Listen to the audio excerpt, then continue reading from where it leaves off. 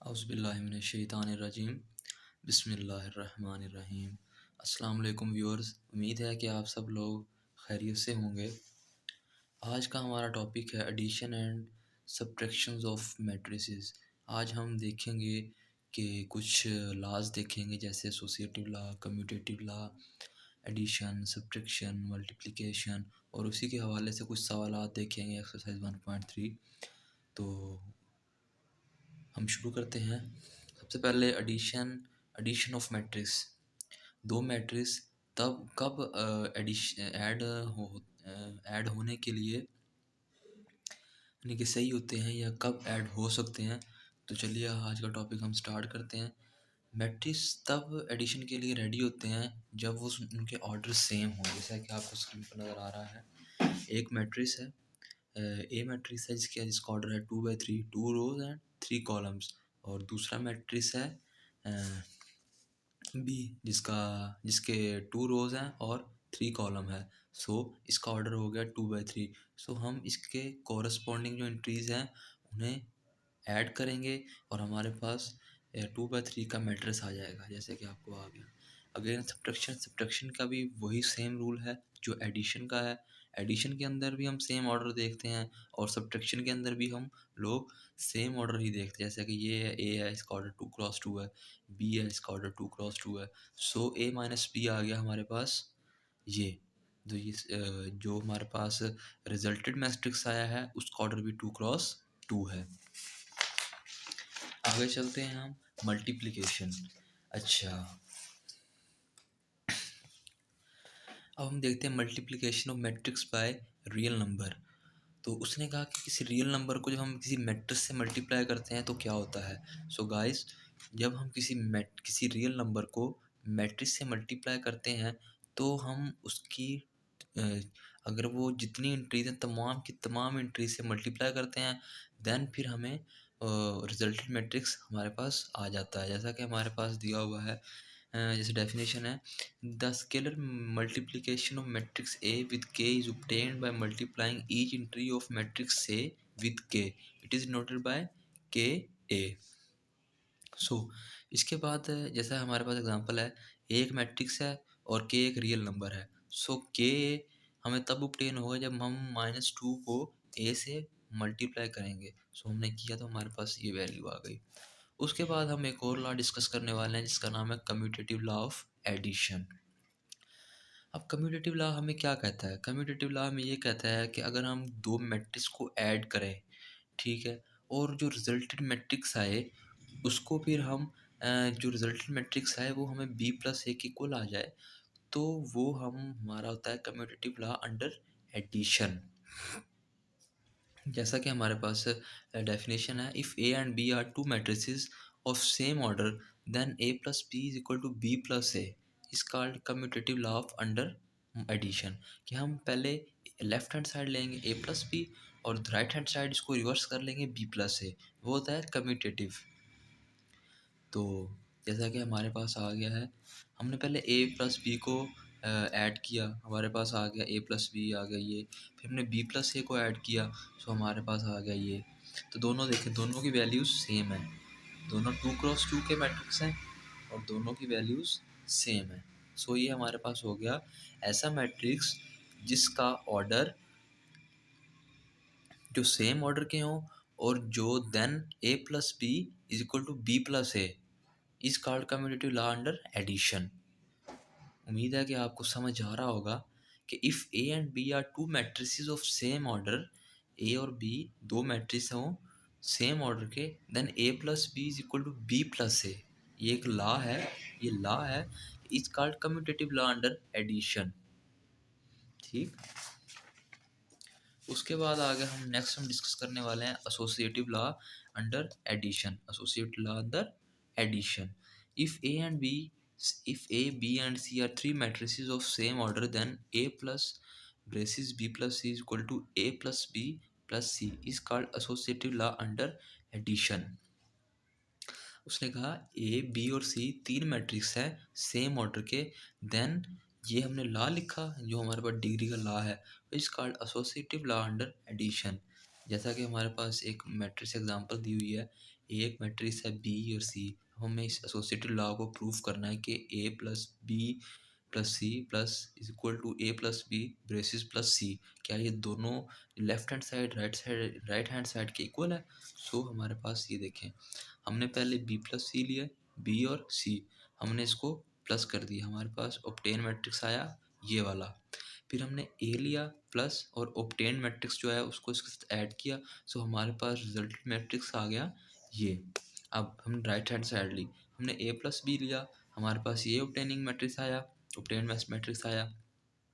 फिर ए plus B और सी को हमने प्लस किया, सो हमारे पास क्या आया, ये आया रिजल्टेड मैट्रिक्स, जो कि लेफ्ट हैंड साइड के हू बहू बराबर है। सो ये हमारी डिग्री ये कहती है कि ये लॉ प्रूव हो गया कि A plus B plus C is equal to A plus B plus C. आगे फॉरवर्ड कर होते हैं, आगे मूव करते हैं। आगे हम पढ़ेंगे एडिटिव आइडेंटिटी ऑफ मैट्रिक्स। उसने कहा if A and B are two matrices of same order and A plus B is equal to A is equal to B plus A, then matrix B is called the additive identity of matrix ए।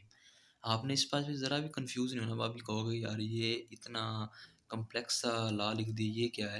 ये कुछ भी नहीं है viewer, ये हमने कुछ ऐसे है, A plus B is equal to A itself और B plus A is equal to A itself, जिसको हमने यूं करके लिख दिया है।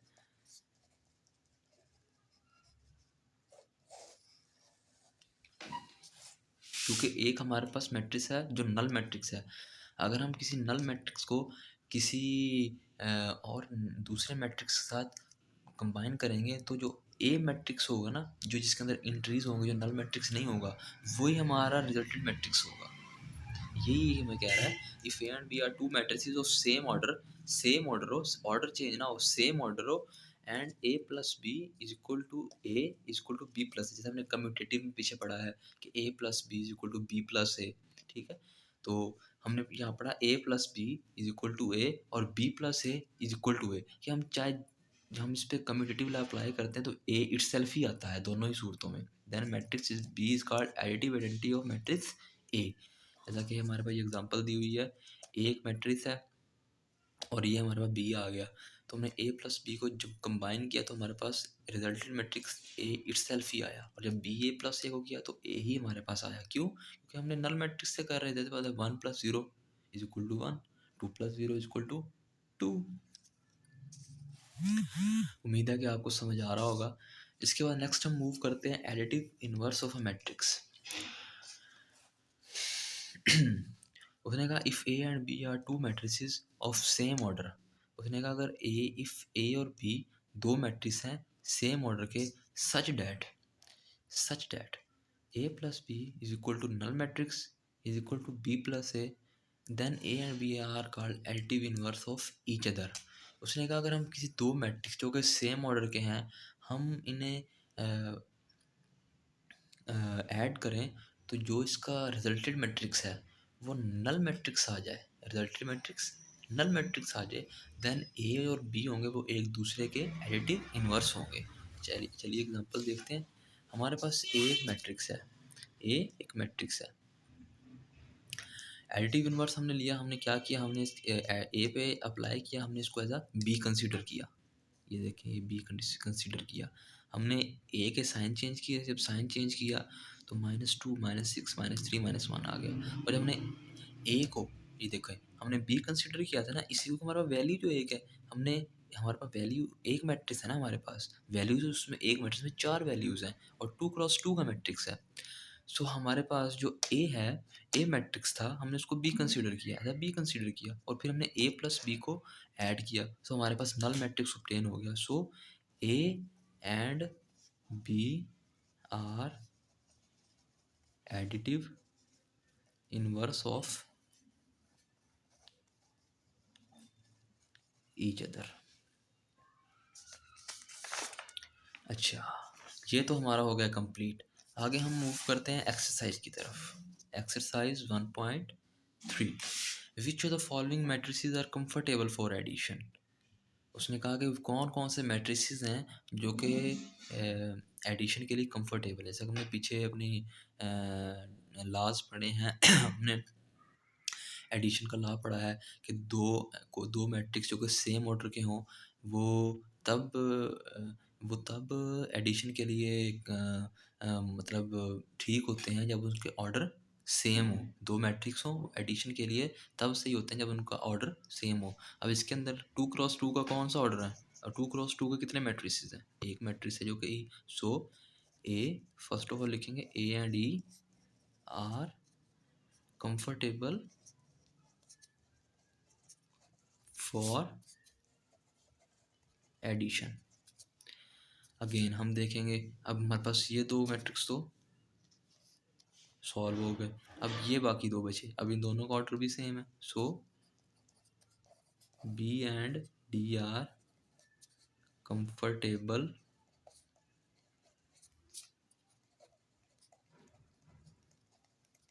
For addition.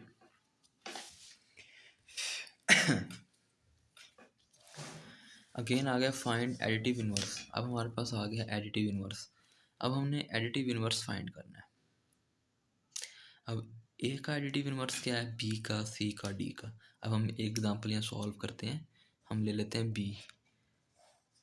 अब हम पहले बी को हम क्या लिखेंगे? हम बी को कंसीडर करेंगे ए, हमने सपोज कर लिया, और हम इसके साइन चेंज कर देंगे। हमने इसका साइन चेंज किया, -1 0 1 2 1 -3 2 और -1।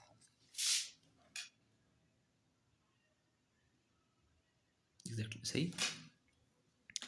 सो हमारे पास ये क्या आ गया? ये हम फिर इसको बी प्लस ए 1 0 -1 2 -1 3 3 -1 2 प्लस -1 0 1 2 1 -3 -3 2 -1। सो ये हमारे पास आ गया एक नल मैट्रिक्स ऑब्टेन हो गया। ये हमारे पास आ गया बी का एडिटिव इनवर्स। अब बाकी क्वेश्चन व्यूअर्स, ये क्वेश्चन ए बी इसके तीन चार पार्ट और हैं, वो आप लोग खुद सॉल्व करें। अच्छा, उम्मीद है कि आपको अच्छी समझ आएगी। अगेन हमारा मैट्रिक्स आ गया। हम क्वेश्चन 3 क्वेश्चन 3 में क्या कहता है हमें?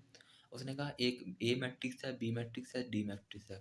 हमने क्या करना है? ए प्लस इस मैट्रिक्स -1 2 2 1।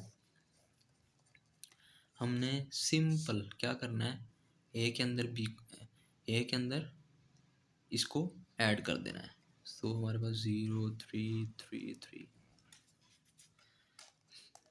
अब बी के अंदर भी ऐसे ही करना है। बी एक मैट्रिक्स, हमने बी मैट्रिक्स लिया, उसमें ऐड कर दिया -2 और 3। अगेन नेक्स्ट मैट्रिक्स को ये आ गया -1 और 2। और ये मैट्रिक्स आ गया डी। डी के अंदर हम क्या करेंगे? 1 2 3 -1 0 2 प्लस 0 1 0 2 0 1। हमने इस मैट्रिक्स को ऐड किया तो 1 3 3 1 0 3।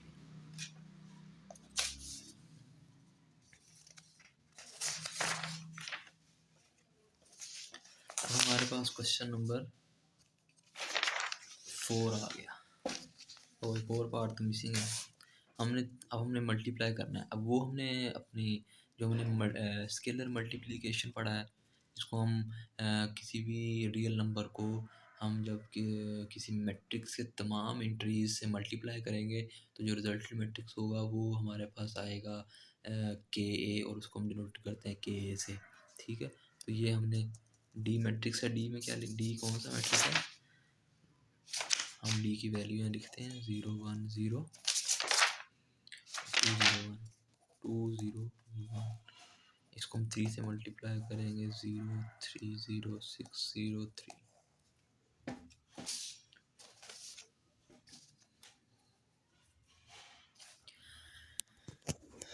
अच्छा, आगे हमारे पास आ गया क्वेश्चन 4। अब हम करेंगे perform indicate operation and simplify following. अब हम सबसे पहले इसको सिंप्लीफाई करते हैं। फर्स्ट ऑफ ऑल सबसे पहले ये रूल है, सबसे पहले जो ब्रेसेस है ना, सबसे पहले वो सॉल्व होंगे। हम ब्रेसेस को सॉल्व करते हैं। हमारे पास मैट्रिक्स आ जाएगा 1 2 3 1।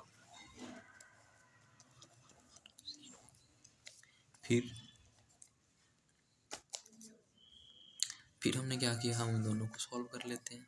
2 3 4 1। इस पर हमने एडिशन का रूल अप्लाई किया है कि दो ऑर्डर सेम ऑर्डर के हैं, सो इजीली हम इसे ऐड कर दिया। अगेन हमारे पास ये क्वेश्चन आ गया। इस क्वेश्चन में हम ये दोनों सेम ऑर्डर के हैं। अब हम क्या करेंगे, इस क्वेश्चन को सॉल्व कर लेते हैं। 2 3 4 1 1 1 3 4 5। हमारे पास 3 क्रॉस 3 का मैट्रिक्स आ गया। अब अगेन हमारे पास ये मैट्रिक्स आ गया जो कि है हमारे पास 1 क्रॉस 3 का। सबसे पहले तो हम ब्रेसेस वाले सॉल्व करेंगे।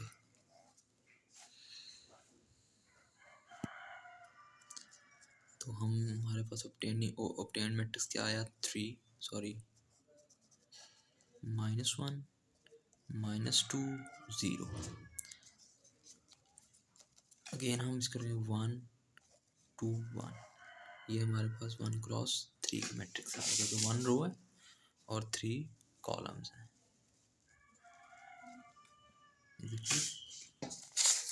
हम फर्दर आगे मूव करते हैं क्वेश्चन नंबर 5 की तरफ, जिसके अंदर हमें उसने थ्री मैट्रिक्स दिए हुए हैं और 3 मैट्रिक्स दिए हुए हैं जिसमें हमें कुछ भी नहीं करना। कम्यूटेटिव लॉ और एसोसिएटिव लॉ को सिंपल सिंप्लीफाई करना है।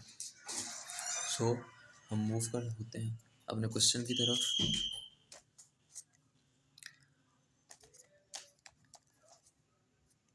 हमने मैट्रिक्स लिया ए। सबसे पहले तो हम इसको लिखते हैं ना, ये हम ये वाला कोई सॉल्व कर रहे हैं। हम सबसे पहले लेफ्ट हैंड साइड लेते हैं।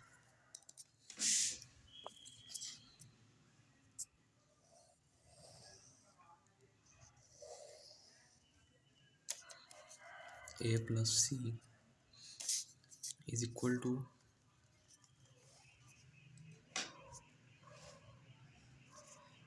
1 2 3 2 3 1 1 -1 0। हम इसे ऐड करते हैं सी -1 0 0 0 -2 3 1 1।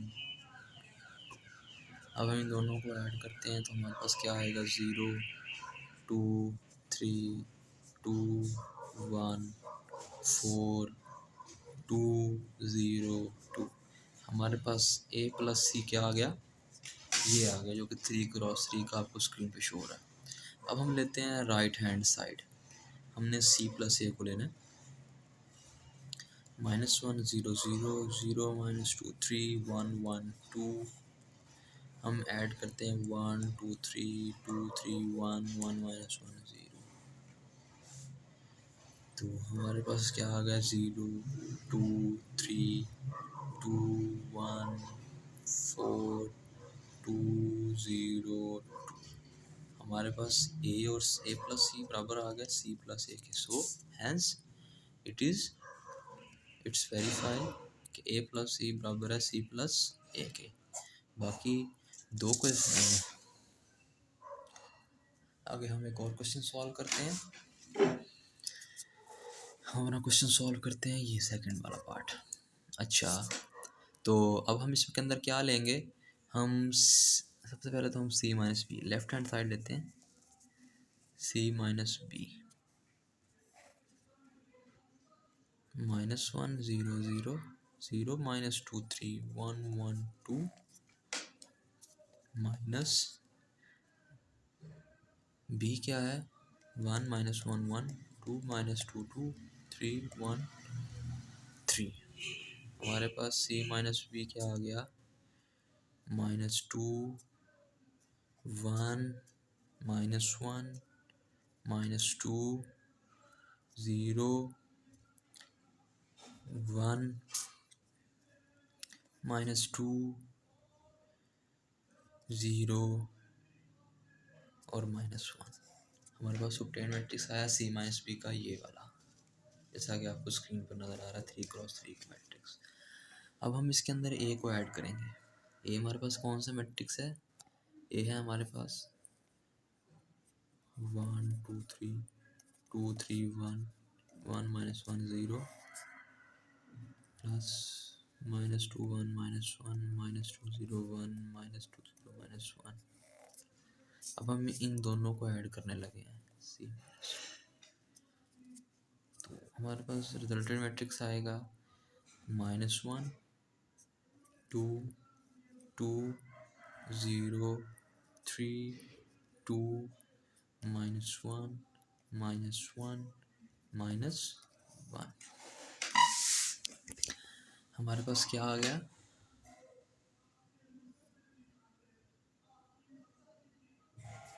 हमारे पास ये आ गया लेफ्ट हैंड साइड। अब हम राइट हैंड साइड को सॉल्व करते हैं। सबसे पहले हम लेंगे a minus B. A minus B को हम सॉल्व करेंगे, हमारे पास आ जाएगा 1 2 3 2 3 1 1 माइनस 1 0। बी हमारे पास क्या है 1 माइनस 1 1 2 माइनस 2 2 3 1 3।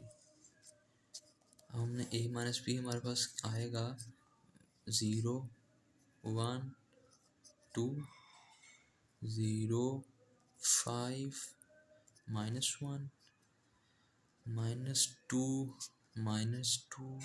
-3। अब हम इसके अंदर c को ऐड करेंगे, a माइनस बी सी। हमने जब इसको ऐड किया तो हमारे पास c को जब ऐड करेंगे तो हमारे पास -1 0 0 0 -2 3 1 1 2 0 1 2 0 5 -1 -2 -3।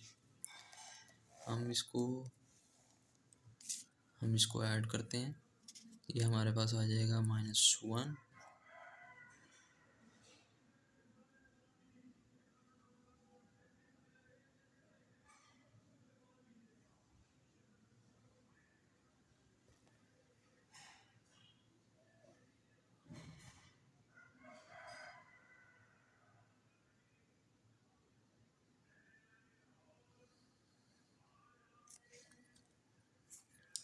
Minus minus plus 2 1 3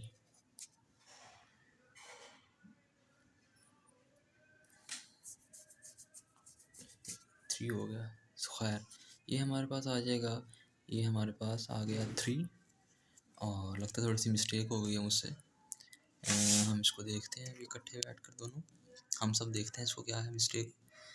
minus minus plus 2 और 1 3 माइनस 3 माइनस 1 2 0 3 2 और 2 माइनस 1, सॉरी ये 0 ही रहेगा, ये आ गया 3।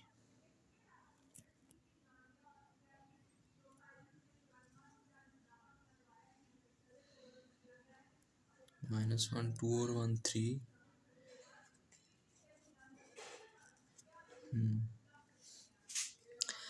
हाँ 3 0 3 2 0 3 2 और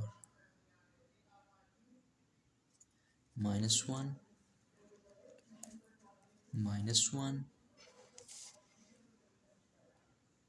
ये आप चेक कर सकते हैं, और -1। So a plus C minus B बराबर आ गया c plus a minus B के। सो हमारा एसोसिएटिव लॉ प्रूव हो गया। नेक्स्ट क्वेश्चन की तरफ मूव करते हैं। आप गाइस बोर तो नहीं हो रहे, क्योंकि सब्जेक्ट थोड़ा सा ऐसा है। मैं कोशिश कर रहा हूँ कि हम लोग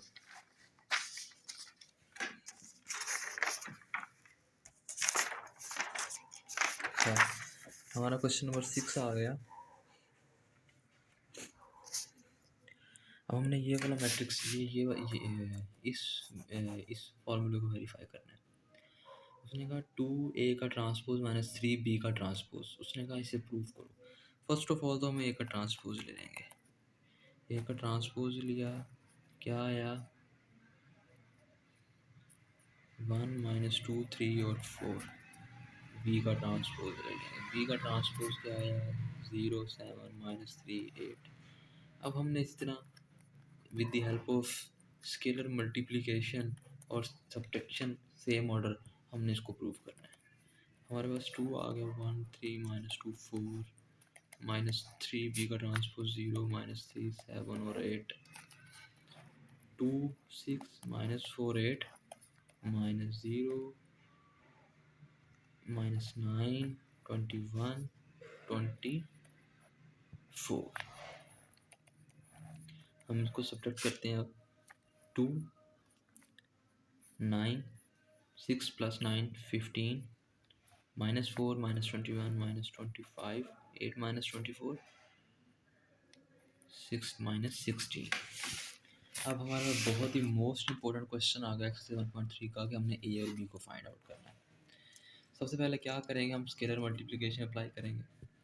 हम क्या करते हैं, इनको मल्टीप्लाई करते हैं। 2 2 ज़ा 4 8 minus 6 2a plus 3 3b 24 minus 12 7 10 18 1। जैसा कि मैंने आपको एक्सरसाइज 1.1 में बताया था कि जब हम किसी भी वेरिएबल की वैल्यू फाइंड आउट करते हैं, सबसे पहले हम क्या करते हैं, हम उनके कॉरस्पॉन्डिंग जो इंट्रीज होती हैं उनको हम ले लेते हैं। उससे हम इजीली के वेरिएबल्स जो होते हैं इनकी वैल्यूज़ फाइंड आउट कर सकते हैं। हम पहले इन दोनों को ऐड करते हैं। 7 8 प्लस 3b और ये आ गया 18 एंड 2a माइनस 12 7 10 18 एंड 1। अब हम क्या करेंगे, हम कॉरस्पॉन्डिंग एंट्रीज हमने ले लेंगे। 8 plus 3b is equal to 10 2a minus 12 is equal to 1। अब 8 3b equal to 10 minus 8 b आ गया 2 ओवर 3। ये 3 था, हम 10 में से 8 निकाले 2 3 को हम नीचे लेके तो b आ गया हमारे पास 2/3। ऐसे हमारे पास 2a 1 plus 12 2a equal to 13 a is equal to 13 over 2। So हमने ये क्वेश्चन इजीली सॉर्ट आउट कर दिया कि हमने पहले इस मैट्रिक्स को से मल्टीप्लाई किया, इस रियल नंबर को इस मैट्रिक्स से मल्टीप्लाई किया, हमारे पास प्लेन मैट्रिक्स ये दो आ गए। ये दोनों देखें सेम ऑर्डर के हैं, हमने इन दोनों को ऐड कर दिया, हमारे पास रिजल्टेड मैट्रिक्स ये आया। इसके अंदर हमने जिनकी वैल्यूज़ फाइंड सब देखें 8 प्लस 3b, यहाँ जिनकी वैल्यूज़ फाइंड करनी थी, इनके कॉरस्पॉन्डिंग एंट्रीज थी, उनको हमने इसके इक्वल रख लिया, जिससे हमने ईजीली आप देख रहे हैं बी और ए की वैल्यू फाइंड आउट कर ली। इसके बाद हमारे पास आ गया लास्ट और इम्पोर्टेंट क्वेश्चन।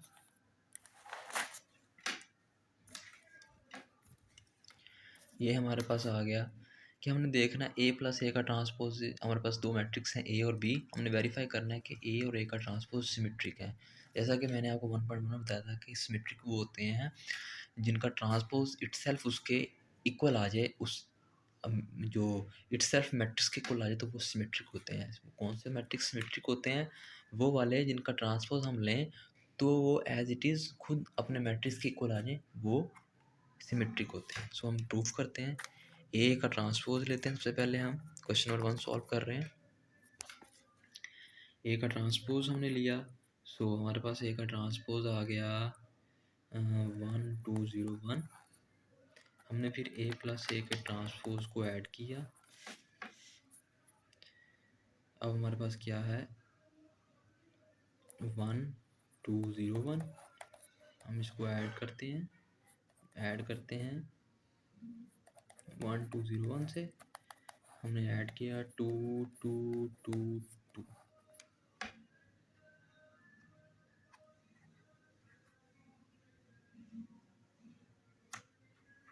तो क्या ये सिमेट्रिक आ गया? नो, सिमेट्रिक वो होता है जिसका ट्रांसपोज इटसेल्फ उसके खुद के मैट्रिक्स के इक्वल आ जाए, वो सिमेट्रिक होते हैं। सो ये सिमेट्रिक नहीं है। अब हम एक और क्वेश्चन सॉल्व करते हैं स्क्यू सिमेट्रिक। स्क्यू सिमेट्रिक वो होते हैं जिनके मैट्रिक्स उसके जो मैट्रिक्स है उसका ट्रांसपोज लें और इटसेल्फ उस -b के मतलब उसकी नेगेटिव वैल्यू से इक्वल आ जाए, तो उसे हम कहते हैं स्क्यू सिमेट्रिक। जैसे कि हमने ये बी है एक मैट्रिक्स, हमने इसका ट्रांसपोज लिया तो बी का ट्रांसपोज आ जाए माइनस बी के, सो ये स्क्यू सिमेट्रिक है। देखें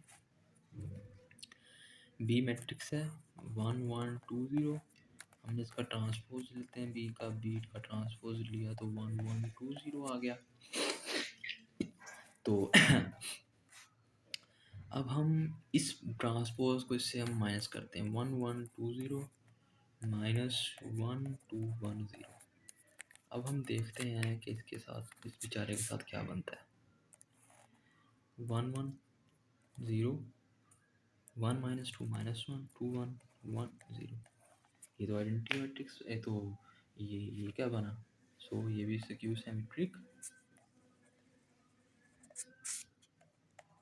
नहीं है।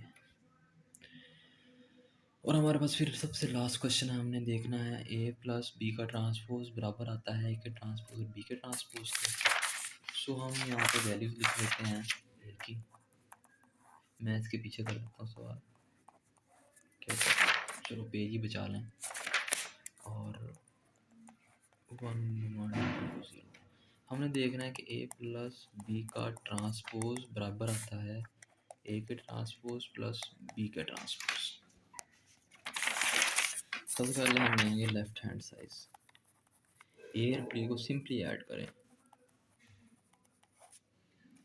1 2 0 1 प्लस 1 1 2 0, ए प्लस बी आ गया 2 3 2 और 1।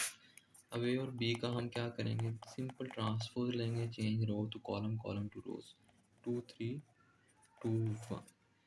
अब हम देखेंगे राइट हैंड साइड, सबसे पहले ए का ट्रांसपोज लेंगे हम 1 2 0 1 और फिर लेंगे बी का ट्रांसपोज 1 1 2 0, जैसा कि आपको स्क्रीन पर नज़र आ रहा है।